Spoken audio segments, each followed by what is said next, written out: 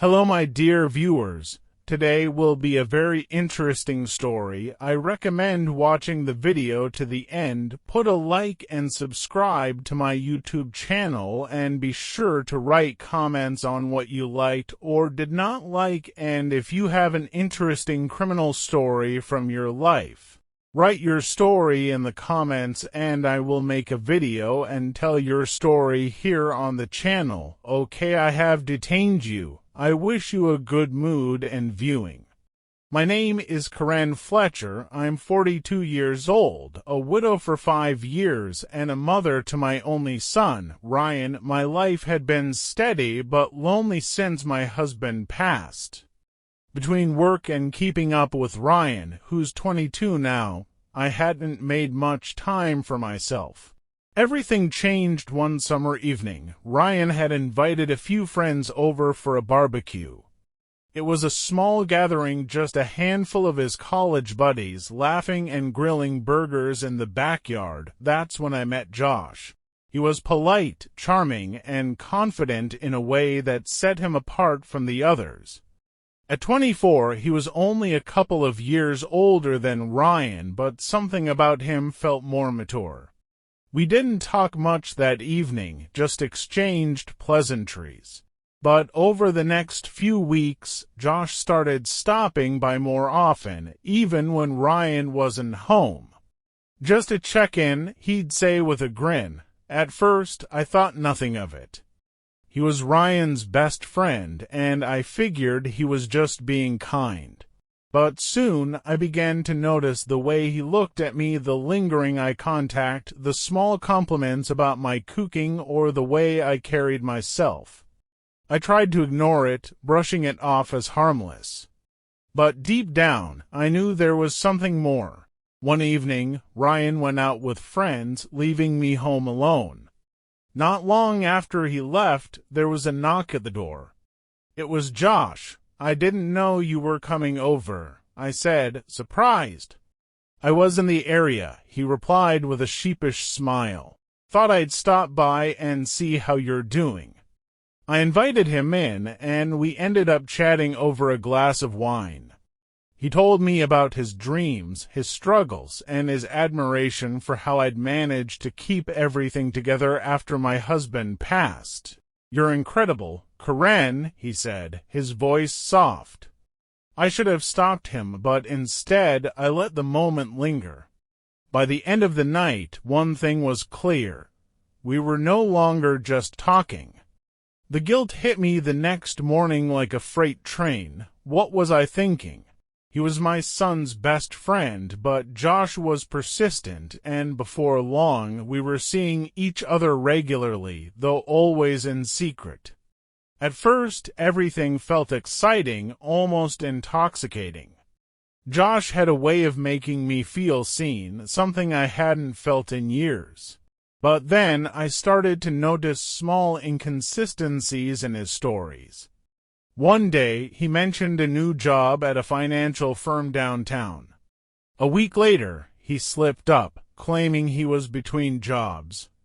When I asked about it, he laughed it off. "Just a misunderstanding," he said. Then there were the phone calls. He'd excuse himself to take them, his voice dropping to a near whisper.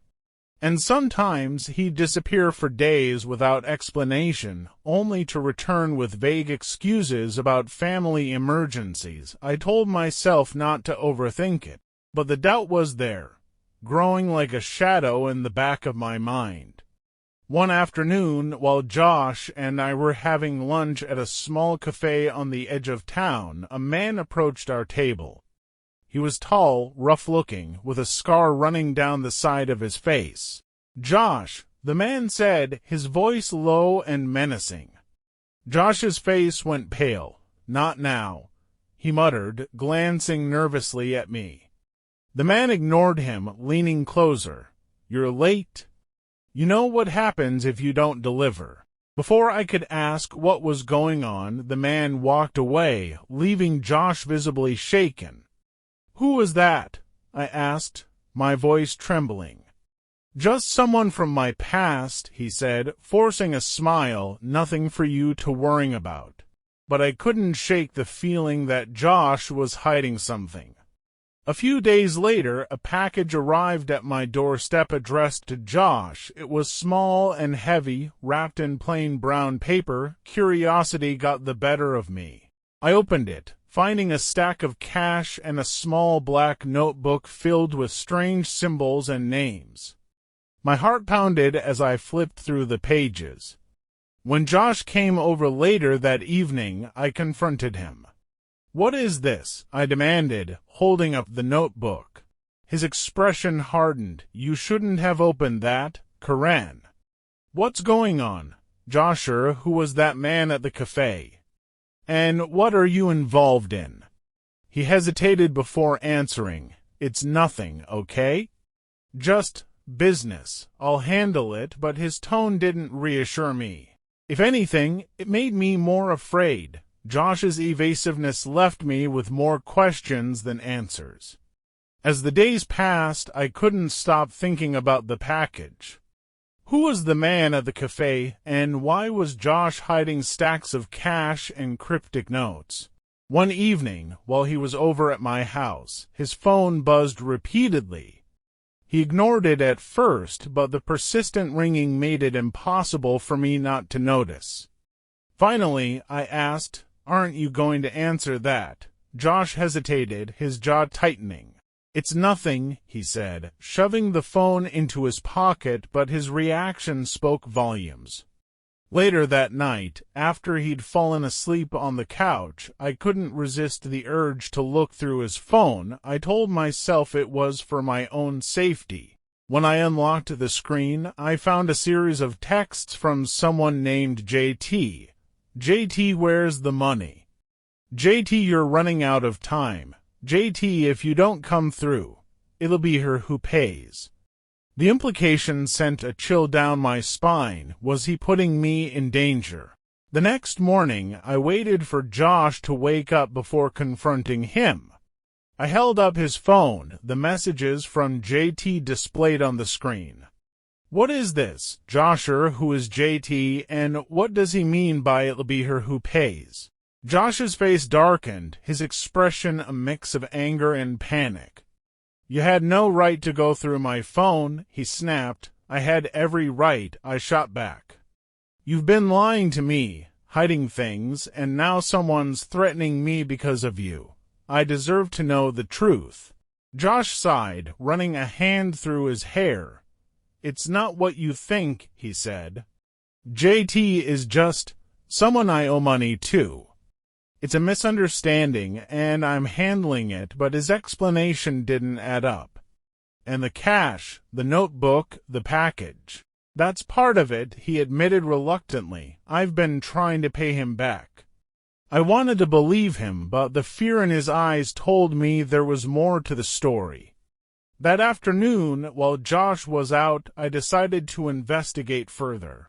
I took the black notebook from where I'd hidden it and began examining it in detail.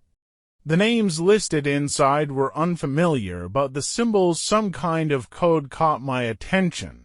I snapped photos of the pages and sent them to Emily, my old friend from college who worked in cybersecurity.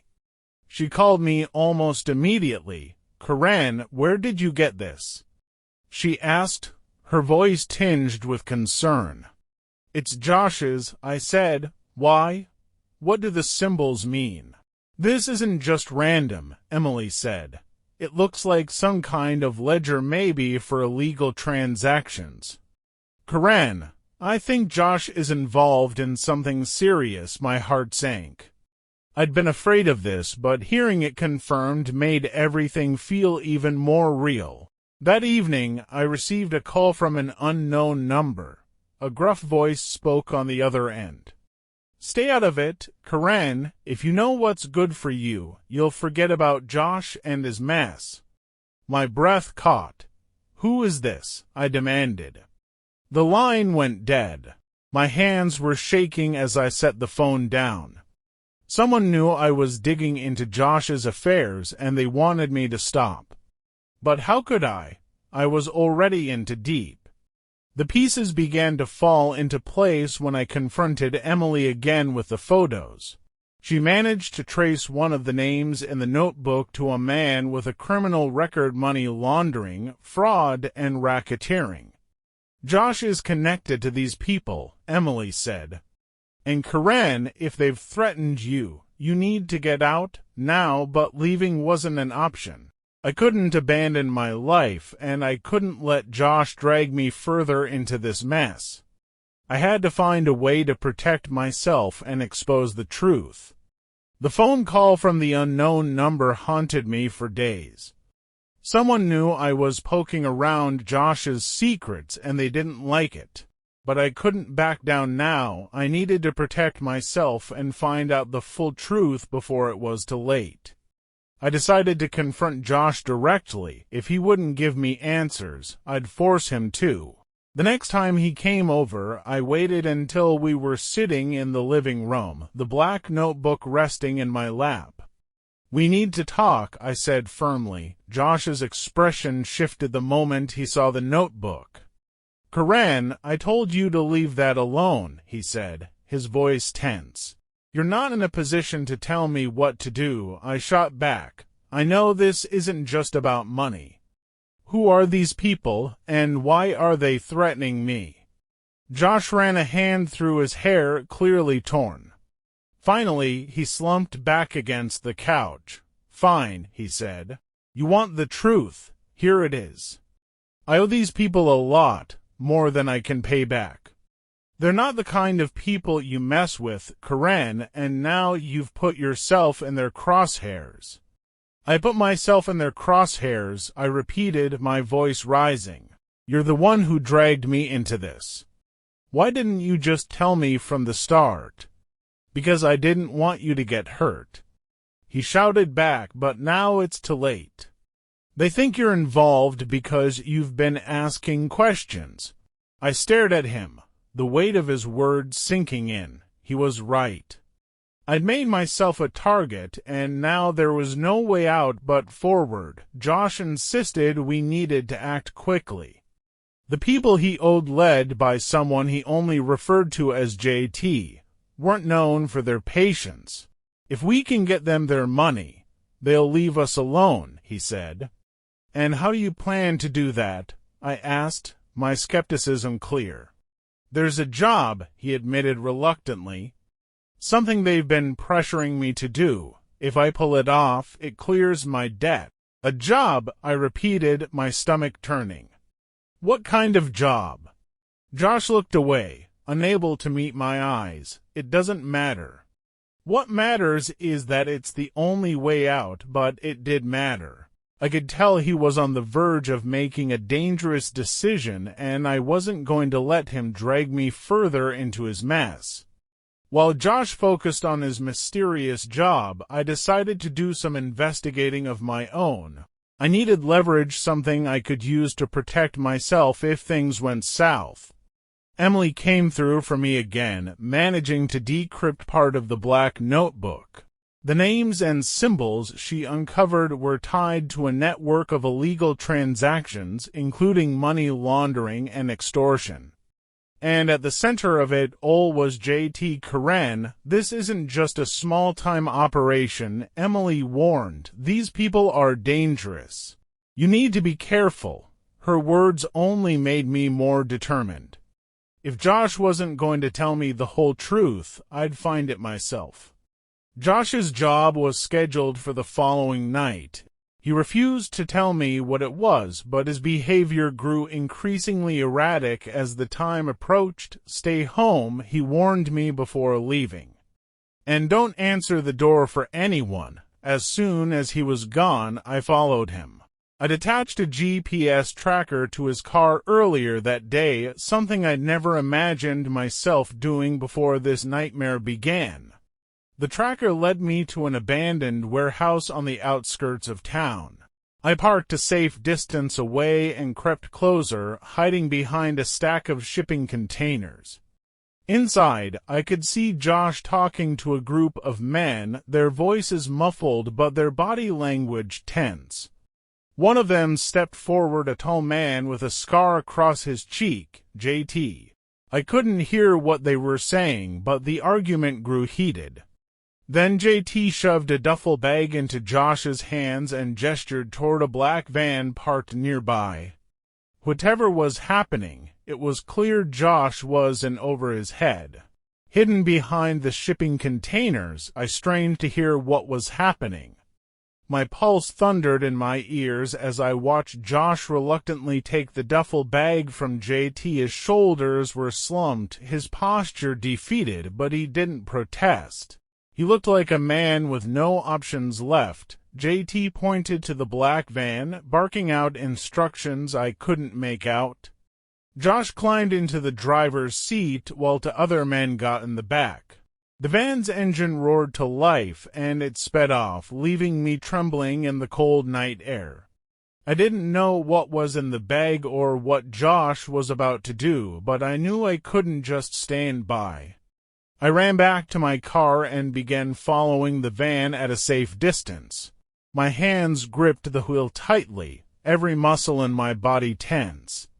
The van weaved through the city until it stopped outside a high-end jewelry store.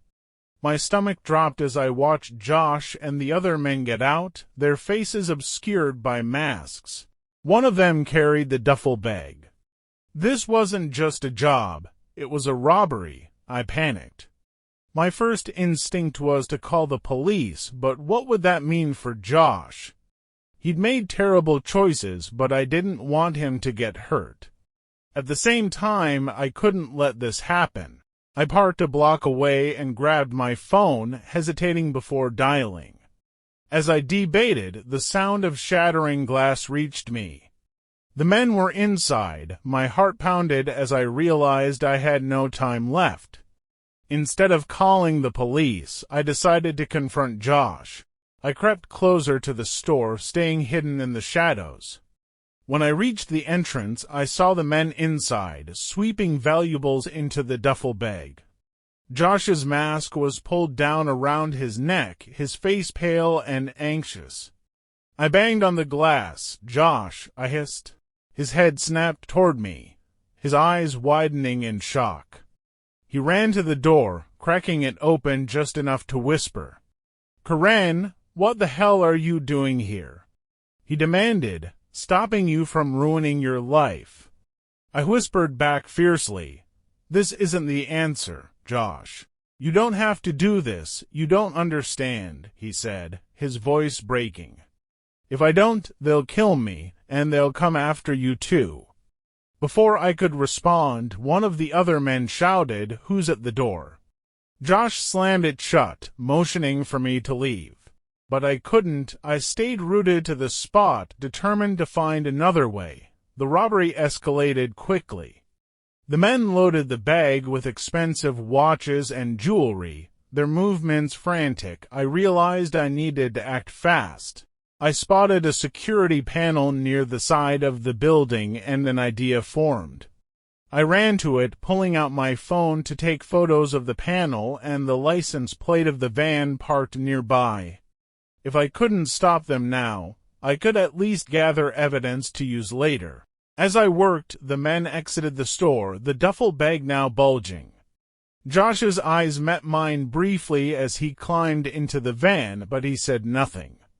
The van roared off into the night, leaving me standing in the cold, clutching my phone like a lifeline. The next morning, the robbery was all over the news. Security cameras had captured footage of the masked men, but Josh's face had been partially visible when he'd pulled his mask down. The authorities were already searching for him. I called Emily, my voice shaking as I told her everything. "I don't know what to do," I admitted. "If I go to the police, he could go to jail. But if I stay silent, these people might come after me." Emily's voice was firm. "You need to protect yourself, Crifan. If Josh is involved with people like JT, this won't end until they're stopped." I knew she was right, but the thought of turning Josh in made my stomach churn. He'd made terrible mistakes, but I couldn't help remembering the person he'd been before all of this. Could I really betray him? That evening, I received a call from Josh. His voice was desperate. "Crifan, I need your help," he said. "They're coming for me. I don't know what to do." I hesitated. "Where are you?" He gave me an address, a rundown motel on the edge of town. Against my better judgment, I went to meet him, my phone clutched tightly in my hand. When I arrived, Josh looked worse than I'd ever seen him. His face was pale, his hands shaking. "They know I messed up," he said. "JT wants blood. If I don't pay him back, he'll kill me." "Then we go to the police," I said firmly. "It's the only way." "I can't," Josh said, his voice breaking. "You don't understand what they'll do." "And what about what they'll do to me?" I countered. "You dragged me into this, Josh. I deserve to be safe." His shoulders slumped. For the first time, I saw real remorse in his eyes. "Okay," he said quietly. "Let's go." We went to the police station together. Josh confessed everything: the debt, the robbery, the threats from JT. In exchange for his cooperation, the authorities agreed to protect him and investigate JT's operation. It wasn't an easy process. Josh was sentenced to prison time, but his testimony helped bring down JT and his network, ending the cycle of crime. As for me, I moved on, though the scars of what happened lingered. I learned the hard way that love can blind you to the truth, but it also taught me the importance of standing up for myself. In the end, I wasn't just a victim, I was a survivor. Thank you for watching this video to the end. Please subscribe to my YouTube channel. This will help me work better and faster for you. I would be grateful, so watch my other videos. Hello my dear viewers. Today will be a very interesting story. I recommend watching the video to the end. Put a like and subscribe to my YouTube channel, and be sure to write comments on what you liked or did not like, and if you have an interesting criminal story from your life. Write your story in the comments and I will make a video and tell your story here on the channel. Okay, I have detained you. I wish you a good mood and viewing. It began on a crisp autumn evening in October, when the air carried a chill and the streets were alive with the golden hues of falling leaves. Claire Bennett, a 34-year-old graphic designer, sat at the dining table of her suburban home in Westchester. The table, adorned with a modest vase of lilac, reflected her knack for simplicity and elegance. Her husband, Marcus, had been distant for weeks, and tonight was no exception. Marcus, a 36-year-old financial consultant, had once been the anchor in Claire's life, steady, reliable, and doting. But lately, Claire noticed subtle changes. The small rituals they used to share, like their morning coffee chat or evening walks, had faded into memory. Tonight, as Marcus returned late from the office with a mumbled excuse about an extended meeting, Claire's unease deepened. "Sorry, the team wanted to go over the numbers one last time before tomorrow's presentation," he said, barely making eye contact as he hung his jacket on the back of the chair. The faint smell of perfume that wasn't hers wafted through the air. Claire's heart clenched. "It's fine," she replied, her voice calm but laced with doubt. She knew the scent of Marcus' cologne by heart, and this was not it. Still, she brushed the thought aside, telling herself it could have come from a colleague or the shared space of an elevator. She wanted to believe him, to trust the man she had built a life with.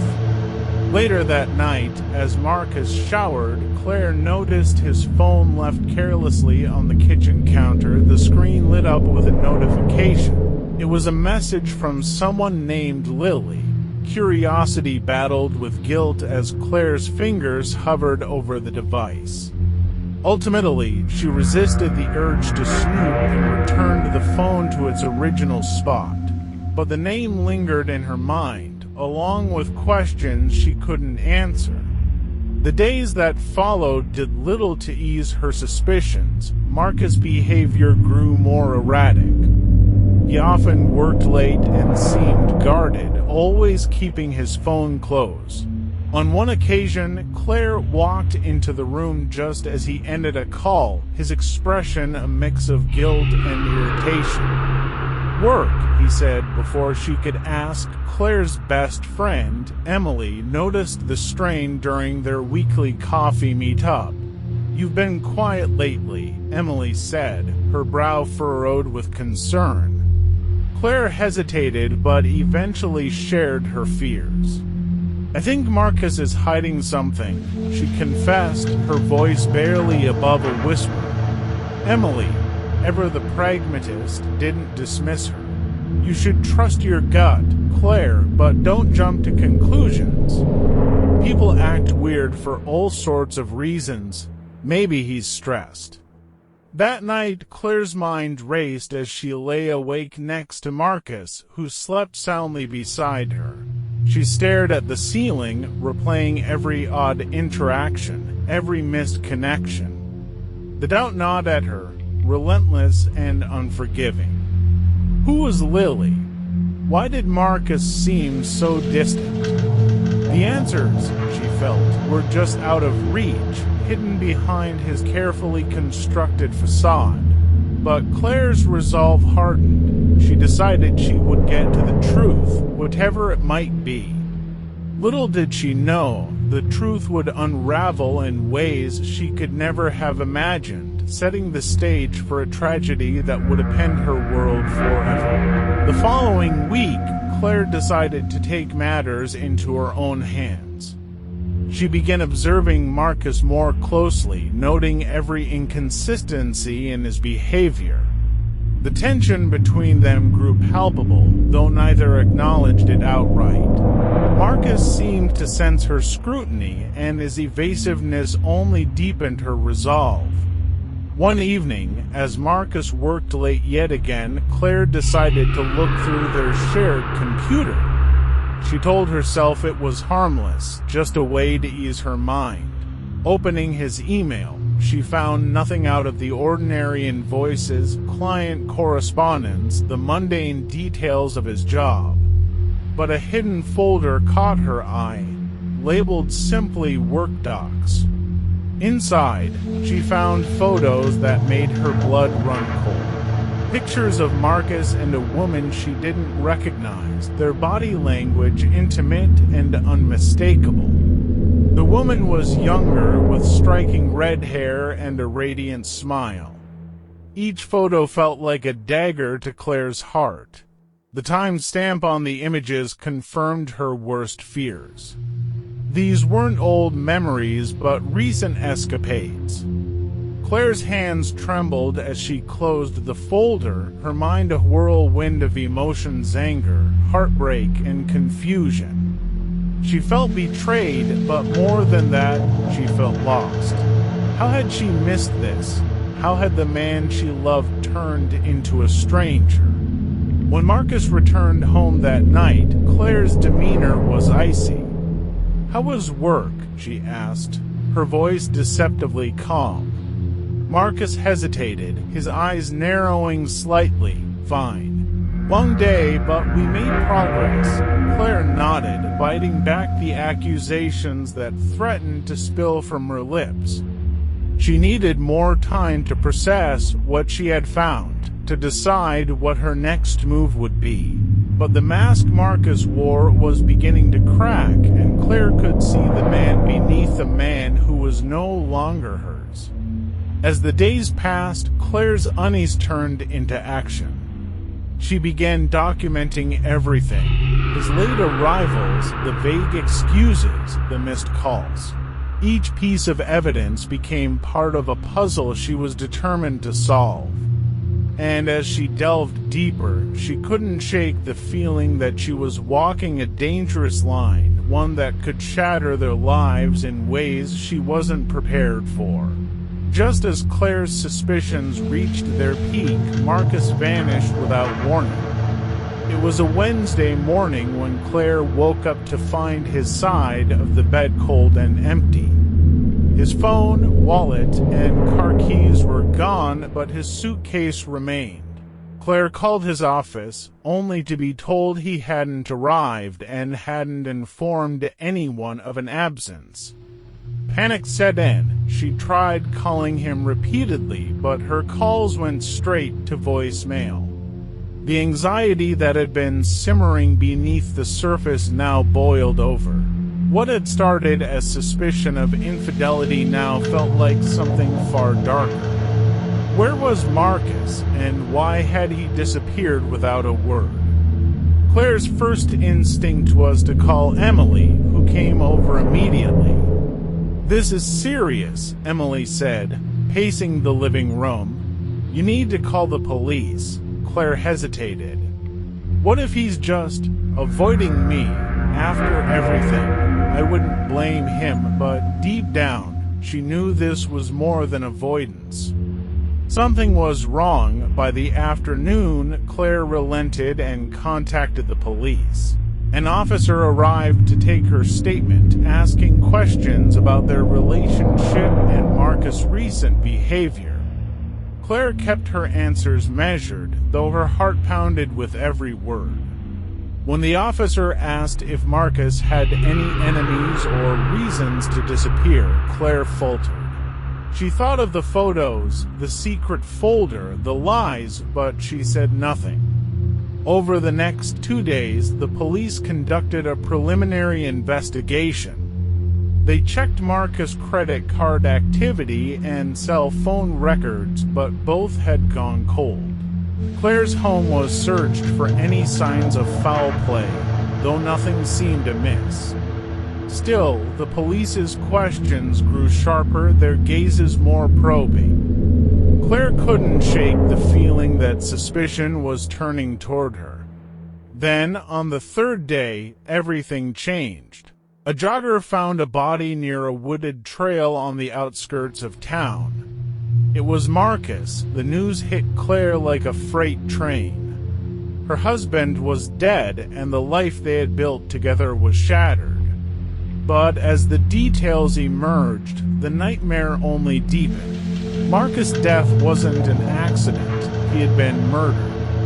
The morning after Marcus' body was discovered, Claire's home became a hub of activity. Police cars lined the street, their flashing lights casting eerie shadows on the walls of the quiet neighborhood. Detectives moved in and out of the house, their expressions grave as they searched for clues. Detective Evelyn Harper, a seasoned investigator with sharp eyes and a no-nonsense demeanor, was assigned to lead the case. She arrived at Claire's doorstep with a small notebook in hand and an air of authority that made Claire's stomach churn. "Mrs. Bennett, we'll need to ask you some more questions about your husband's disappearance and the circumstances leading up to his death." Claire nodded, her throat dry. Of course, anything to help. As the questioning began, Claire felt the weight of suspicion settle heavily on her shoulders. Detective Harper's questions were pointed and thorough. "When was the last time you saw Marcus alive? Did he have any enemies? Were you aware of any affairs or financial troubles?"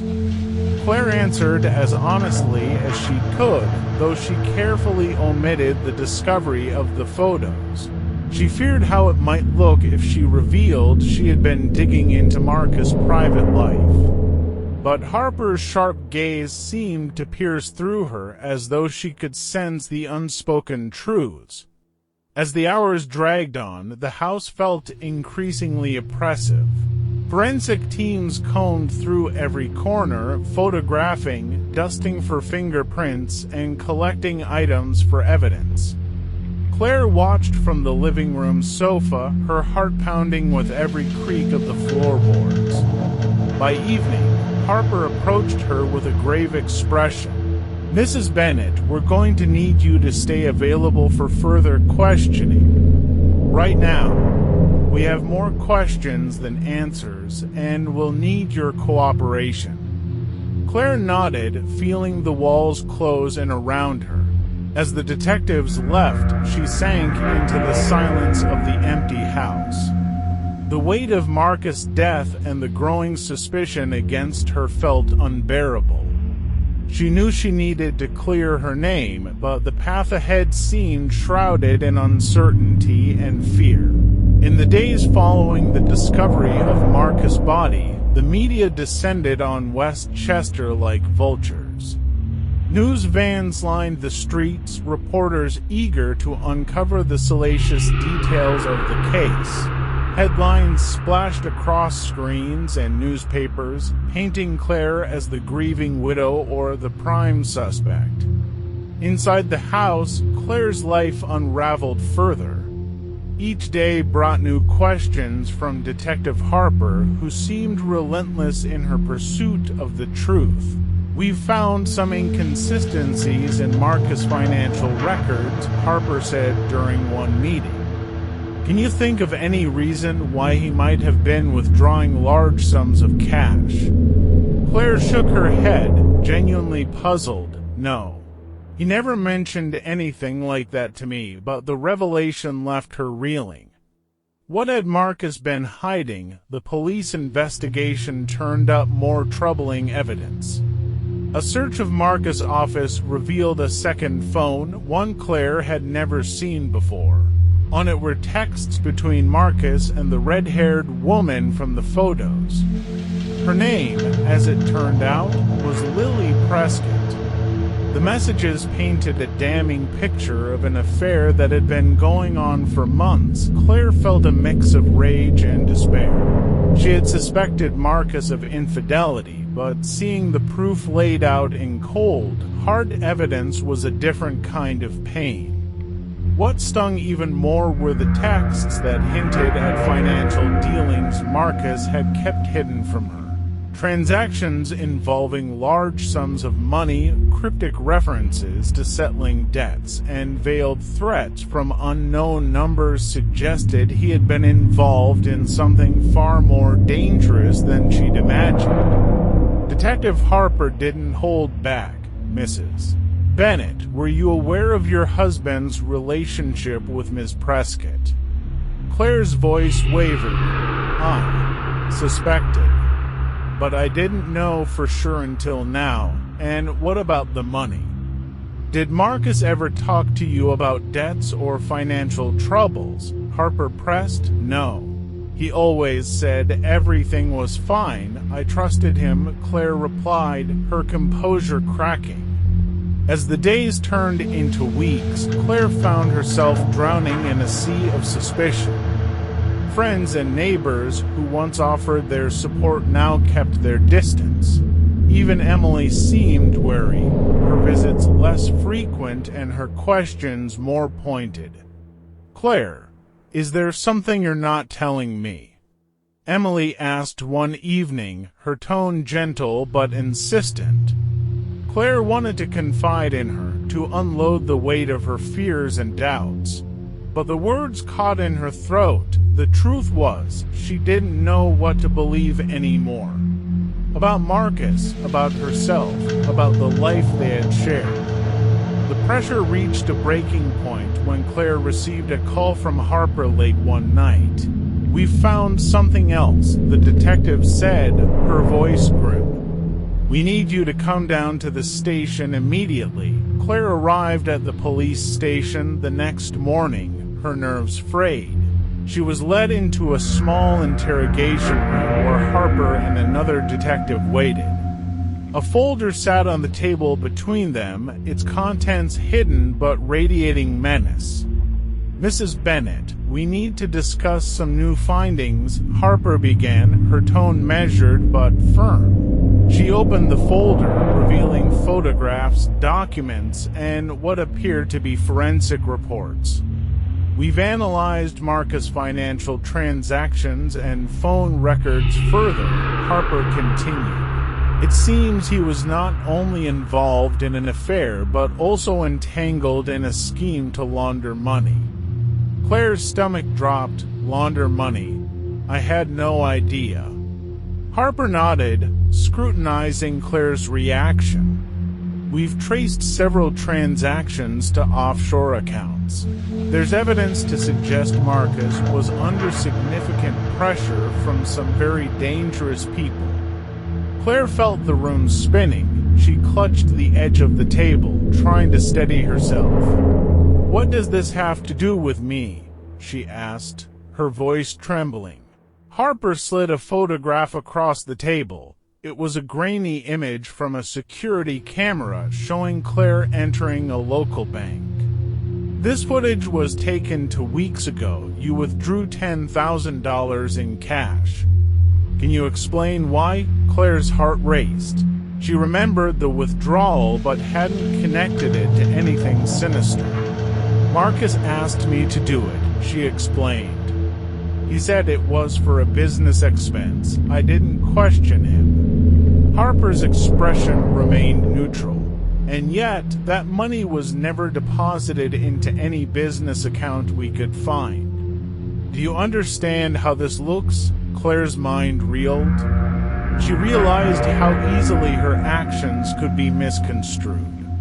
"I didn't know," she whispered. "I swear, I didn't know."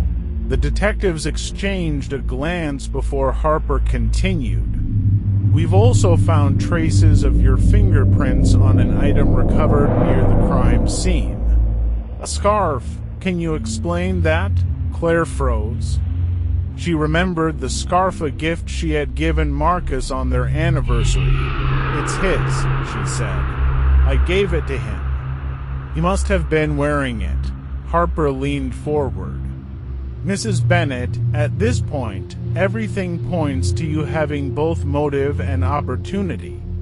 If there's something you're not telling us, now is the time."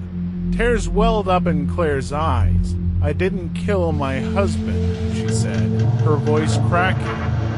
"I loved him despite everything." Harper's gaze softened, but only slightly. "We're going to need you to stay close. This investigation is far from over." As Claire left the station, her mind raced. The evidence against her was piling up, but none of it told the full story.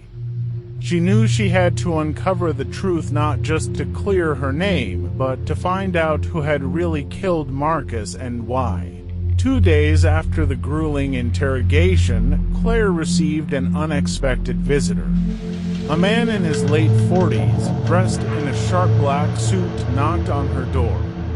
His demeanor was calm, almost unnervingly so. "Mrs. Bennet, my name is Victor Lang," he said, handing her a business card. "I think we need to talk." Claire hesitated, scanning the card. It identified him as a private investigator. "Why would I need a private investigator?" she asked, suspicion coloring her tone. Victor glanced over his shoulder as if ensuring they weren't being watched. "Because I believe you're being set up, and I think I know who's behind it." Claire's breath caught. "Come in," she said, stepping aside. Once inside, Victor wasted no time. He pulled out a file from his briefcase and laid it on the coffee table. "Marcus was involved with some dangerous people, but you already know that. What you might not know is that his death wasn't just a crime of passion. It was a calculated move." Claire's mind raced as she absorbed his words. Calculated by who? Victor opened the file, revealing documents and photos. "I've been tracking a man named Adrian Kane. He's a known figure in underground finance, money laundering, loan sharking, you name it. Marcus owed him a significant amount of money." Claire stared at the photos, her heart pounding. One of them showed Marcus meeting with a tall, imposing man outside a dimly lit bar. "Why are you telling me this?" she asked, her voice trembling. Victor met her gaze. "Because Kane has a history of tying up loose ends. If Marcus couldn't pay, Kane would have found another way to collect. And now, with you under investigation, it's the perfect cover for him to walk away clean. Claire felt a surge of hope, tempered by fear. What do you need from me? Victor leaned forward. Your cooperation. I have contacts who can gather intel that the police can't, but I need you to be honest with me about everything. If there's something you haven't told the police, now's the time. Claire's hands trembled as she folded them in her lap. Marcus was hiding a lot, she admitted. There were photos of him and another woman, Lily Prescott, and he asked me to withdraw money. But I didn't know what it was for. That's all I know. Victor nodded, jotting down notes. Lily's name has come up before. She's connected to Kane likely as a lure to keep Marcus in line. We'll dig into her as well. Claire felt a flicker of relief. For the first time, someone seemed to be on her side. What do I do now? She asked. Victor's expression hardened. You stay low, avoid talking to anyone about this, and let me do my job. But be ready, Kane doesn't leave loose ends, and that makes you a target. The next few days were a blur of anxiety for Claire. She stayed confined to her home, jumping at every shadow and avoiding calls from anyone but Victor. Meanwhile, Victor's investigation began yielding results. He discovered that Lily Prescott had vanished shortly after Marcus' death, leaving behind a string of unanswered questions. It's not a coincidence, Victor told Claire during one of their covert meetings. Lily knew too much, and Kane probably saw her as a liability. Claire shuddered. The thought of someone being eliminated so ruthlessly was horrifying. Does that mean I'm next? She whispered. Victor hesitated. Not if we get to Kane first. My sources indicate he's planning to leave the country. If we can tie him to Marcus' murder before he disappears, we might have a chance. But the walls seemed to be closing in on Claire. The police continued to build their case, and the media's portrayal of her grew increasingly damning. One particularly scathing article labeled her the Black Widow of Westchester, insinuating that she had orchestrated Marcus' death to cover up her own involvement in his crimes. Desperate to clear her name, Claire decided to take matters into her own hands. She began poring over Marcus' old files and emails, searching for anything that might prove her innocence. It was during one of these late-night searches that she stumbled upon an encrypted folder on Marcus' laptop.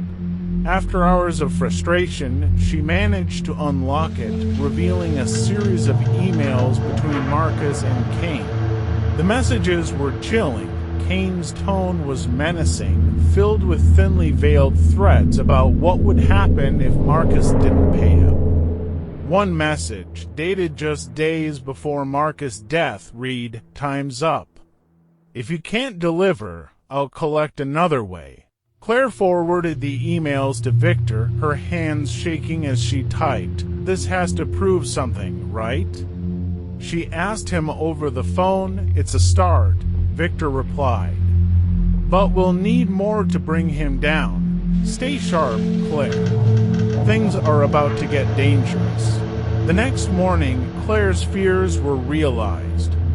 As she stepped outside to retrieve the mail, a black car idling at the end of the street caught her eye. The windows were tinted, but she could feel the weight of someone's gaze. Her heart pounded as she hurried back inside, locking the door behind her. Victor's warning echoed in her mind. Kane doesn't leave loose ends. Thank you for watching this video to the end. Please subscribe to my YouTube channel. This will help me work better and faster for you. I would be grateful, so watch my other videos.